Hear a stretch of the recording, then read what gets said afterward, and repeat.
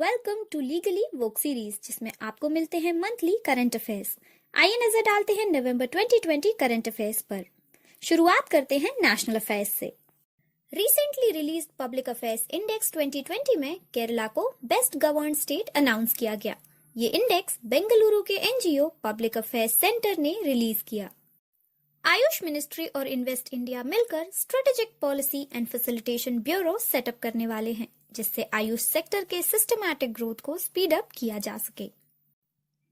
ऐसा ही एक joint initiative लेकर आए हैं आईआईएससी और Indian oil corporation research and development centre, जिन्होंने biomass gasification based hydrogen generation technology को डेवलप करने के लिए मेमोरेंडम ऑफ अंडरस्टैंडिंग साइन किया है। इस इनिशिएटिव का गोल है फ्यूल सेल ग्रेड हाइड्रोजन को अफोर्डेबल प्राइस पर प्रोड्यूस करना, और ये एक काफी स्ट्रॉन्ग क्लीन एनर्जी ऑप्शन रहेगा बायोमास वेस्ट चैलेंजेस से निपटने के लिए। And another progressive move by India. India की पहली solar energy driven train Kerala में लॉन्च हुई है। श्री यशवर्धन के सिन्हा को नया चीफ इंफॉर्मेशन कमिश्नर अपॉइंट किया गया है। इससे पहले इस पोस्ट पर थे बिमल झुल्का। मिनिस्ट्री ऑफ शिपिंग का नाम बदलकर अब ministry of ports, shipping and waterways कर दिया गया है। 15th finance commission report headed by NK Singh president को सबमिट कर दी गई है। आइए जानते हैं इस रिपोर्ट में दिए गए कुछ मेजर रिकमेंडेशंस के बारे में। पहला, कि सेंट्रल टैक्स रेवेन्यूज का 41% हिस्सा स्टेट्स को मिलना चाहिए। 4.3 लाख करोड़ लोकल गवर्नमेंट्स को और 2.9 लाख करोड़ का रेवेन्यू डेफिसिट ग्रांट मिलना चाहिए 17 स्टेट्स को। इसके अलावा कमीशन ने ये भी कहा कि स्टेट्स को अपने बजट का 8% हिस्सा हेल्थ केयर के लिए अलग रखना चाहिए। Ministry of road transport and highways ने एक नोटिफिकेशन जारी करते हुए ये कहा है कि 1 जनवरी 2021 से सभी व्हीकल्स के लिए फास्ट टैग्स मैंडेटरी होंगे। इंडियन एस्ट्रोनॉमर्स ने 2020 physics Nobel prize winner professor Andrea Ghez के साथ कोलैबोरेट करते हुए 30 मीटर टेलीस्कोप प्रोजेक्ट स्टार्ट किया है। ये टेलीस्कोप हवाई में इंस्टॉल किया जाएगा, जिससे यूनिवर्स को और बेहतर तरीके से समझा जा सके। हाल ही में मुंबई बेस्ड ऑर्गेनाइजेशन ने interstate migrant policy index release किया है, जिसमें इंटरस्टेट माइग्रेंट्स के इंटीग्रेशन को स्टेट वाइज मेजर किया गया है। इंडेक्स के हिसाब से केरला, गोवा, राजस्थान और आंध्र प्रदेश माइग्रेंट वर्कर्स को इंटीग्रेट करने में सबसे ज्यादा सक्सेसफुल रहे हैं। वहीं इस लिस्ट में दिल्ली सबसे लास्ट स्पॉट पर है और इंडिया का एवरेज IMPEX स्कोर है 37/100। इस बार हुए बिहार इलेक्शंस में एनडीए ने 125 सीट्स जीतकर एब्सोल्यूट मेजॉरिटी के साथ सरकार बनाई। वहीं आरजेडी अब ऑपोजिशन का रोल प्ले करेगी और नीतीश कुमार बने हैं बिहार के नए चीफ मिनिस्टर। रिसेंटली दिए गए नेशनल वाटर अवार्ड्स में तमिलनाडु फर्स्ट पोजीशन पर रहा, वहीं महाराष्ट्र और राजस्थान सेकंड और थर्ड पोजीशन पर रहे। मिजोरम को स्पेशल कैटेगरी में बेस्ट स्टेट का अवार्ड मिला। फाइनेंस मिनिस्ट्री जल्दी ही national database for unorganised sector release करने वाली है, जिसमें माइग्रेंट वर्कर्स की सारी कम्यूट इन्फॉर्मेशन होगी, जिससे उन्हें इजीली ट्रैक किया जा सके। इसके अलावा फाइनेंस मिनिस्टर निर्मला सीतारमण ने इकोनॉमिक स्टिमुलस पैकेज 4.0 अनाउंस किया, जिसमें प्रोडक्शन लिंक्ड इंसेंटिव स्कीम के लिए 1.6 trillion, active pharmaceutical ingredients manufacture के लिए 6,940 करोड़, पीएम आवास योजना के लिए 18,000 crore, industrial infrastructure, green energy और डिफेंस इक्विपमेंट के लिए 10,200 करोड़, आइडियाज स्कीम के लिए 3,000 करोड़ और national investment and infrastructure fund के लिए 6,000 करोड़ एलोकेट करने की बात कही गई है। साथ ही फाइनेंस मिनिस्टर ने आत्मनिर्भर भारत रोजगार योजना भी लॉन्च की। ये स्कीम उन एम्प्लॉयज के लिए है जो EPFO रजिस्टर्ड एस्टेब्लिशमेंट्स में 15,000 से कम वेज पर काम कर रहे थे। क्रिस गोपालकृष्णन को RBI इनोवेशन हब का पहला चेयरपर्सन अपॉइंट किया गया है। मिस्टर क्रिस इससे पहले इन्फोसिस के को-चेयरमैन और को-फाउंडर भी रह चुके हैं। एजुकेशन मिनिस्टर रमेश पोखरियाल ने लीलावती अवार्ड्स 2020 को इनॉग्रेट किया। ये अवार्ड्स AICTE का एक इनिशिएटिव है, जिसमें AICTE अफिलिएटेड इंस्टीट्यूशंस को विमेन एम्पावरमेंट के मैट्रिक्स में एक्सीलेंट वर्क करने के लिए फेलिसिटेट किया जाएगा।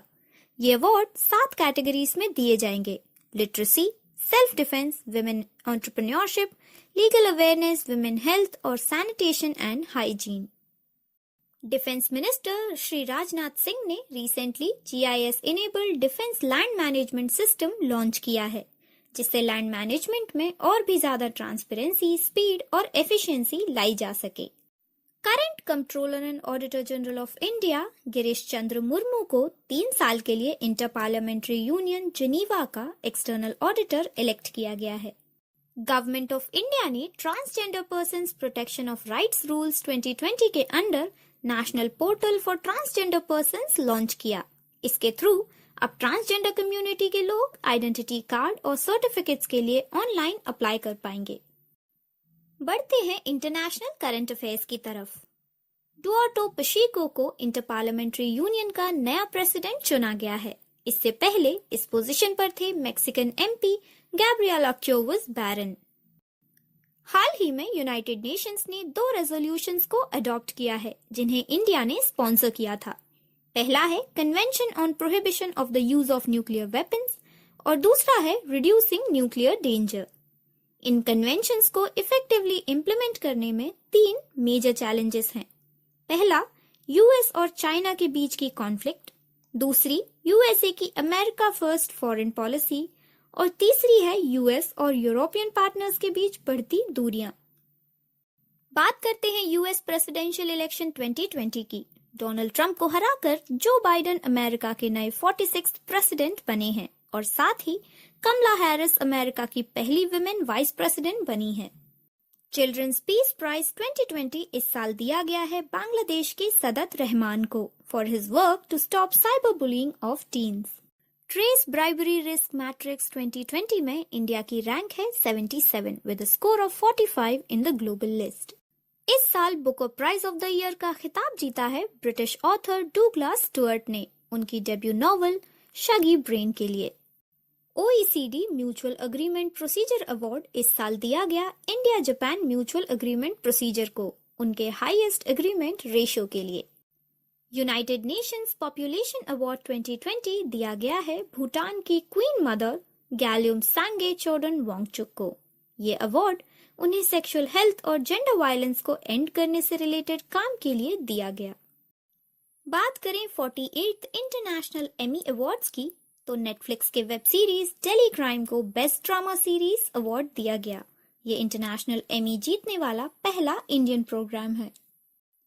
Let's head on for sports updates. इस बार इटली के इमोला में हुई formula 1 Emilia Romana grand prix को जीता है मर्सिडीज ड्राइवर लुइस हैमिल्टन ने। शर्म एल शेख में हुई $15,000 ITF विमेन्स टेनिस टूर्नामेंट में वुमेन सिंगल्स टाइटल जीता है इंडिया की ऋतुजा भोसले ने। और अब इंडियन स्पोर्ट्स एंथुसियास्ट के लिए एक अच्छी खबर है। मिनिस्ट्री ऑफ स्पोर्ट्स ने एग्जिस्टिंग स्पोर्ट्स इंफ्रास्ट्रक्चर को अपग्रेड करने के लिए 6 खेलो इंडिया सेंटर्स ऑफ एक्सीलेंस को मंजूरी दी है। ये सेंटर्स 6 अलग अलग स्टेट्स में एस्टैब्लिश किए जाएंगे और इसके लिए 64 करोड़ का बजट भी अप्रूव किया गया है। इस बार इंडियन प्रीमियर लीग 2020 जीता है मुंबई इंडियंस ने। ये इनकी इस लीग की 5वीं जीत है। इससे पहले मुंबई इंडियंस 2013, 2015, 2017 और 2019 की ट्रॉफी अपने नाम कर चुकी है। पहली बार हुए ITTF women's world cup title जीता है चाइना की चेन मेंग ने। वो अभी वर्ल्ड की नंबर 1 टेनिस प्लेयर हैं। लिंज ओपन टाइटल 2020 जीता है बेलारूस की एरियाना साबालेंका ने और इसके साथ अब वो वर्ल्ड की टॉप 10 टेनिस प्लेयर्स में शामिल हो चुकी हैं। लंदन में हुए ATP टेनिस टूर्नामेंट 2020 को जीता है Russian tennis player Daniil Medvedev ने। ATP टूर्नामेंट ग्रैंड स्लैम के बाद second highest tier of men's tennis tournament है।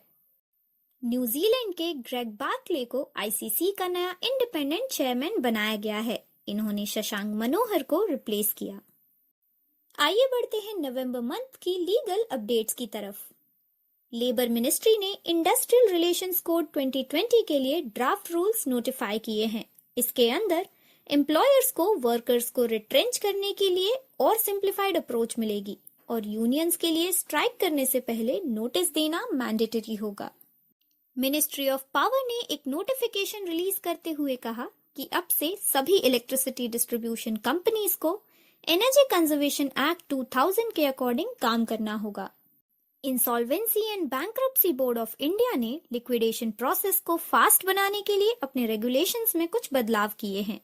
अब नए रेगुलेशंस के अकॉर्डिंग एक कॉर्पोरेट डेटर अपने नॉट रेडिली रियलाइजेबल एसेट्स को किसी थर्ड पार्टी को ट्रांसफर कर सकता है। सुप्रीम कोर्ट ने एक केस की सुनवाई करते हुए कहा कि अगर सीबीआई को किसी स्टेट में अपने जुरिस्डिक्शन को एक्सटेंड करना है तो उसके लिए स्टेट गवर्नमेंट से कंसेंट लेना मैंडेटरी होगा। That's all for November month current affairs. Monthly current affairs से अपडेट रहने के लिए फॉलो कीजिए लीगली वोक सीरीज। अगर वीडियो पसंद आया हो तो लाइक कीजिए और ऐसे ही कई वीडियोस देखने के लिए चैनल को सब्सक्राइब कीजिए and press the bell icon to get notified about the upcoming videos. Thank you for watching.